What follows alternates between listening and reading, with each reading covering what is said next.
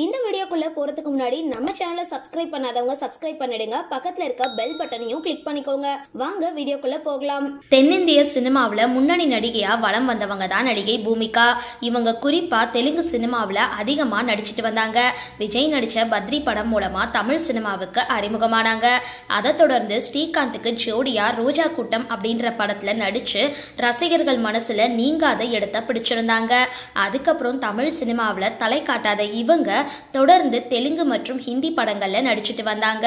நீண்ட இடைவேளைக்கு பிறகு சூர்யா ஜோதிகா நடிப்புல வெளிவந்த சில்லுன்னு ஒரு காதல் அப்படின்ற படம் மூலமா தமிழ்ல ரீஎன்ட்ரி கொடுத்திருந்தாங்க.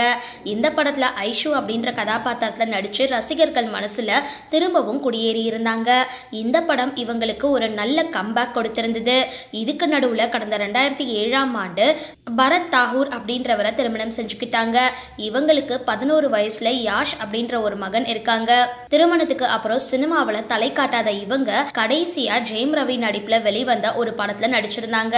மேலும் சோசியல் மீடியா பக்கங்களை எப்பவுமே ஆக்டிவா இருக்கிற இவங்க அவ்வப்பொழுது புகைப்படங்களை வெளியிட்டு வருவாங்க.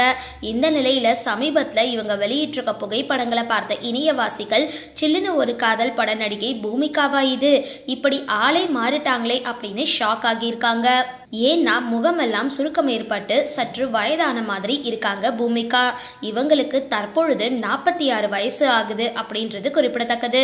சரி, இந்த வீடியோ பார்த்தா உங்களோட கருத்துக்களை கீழே கமெண்ட் பாக்ஸ்ல போஸ்ட் பண்ணுங்க.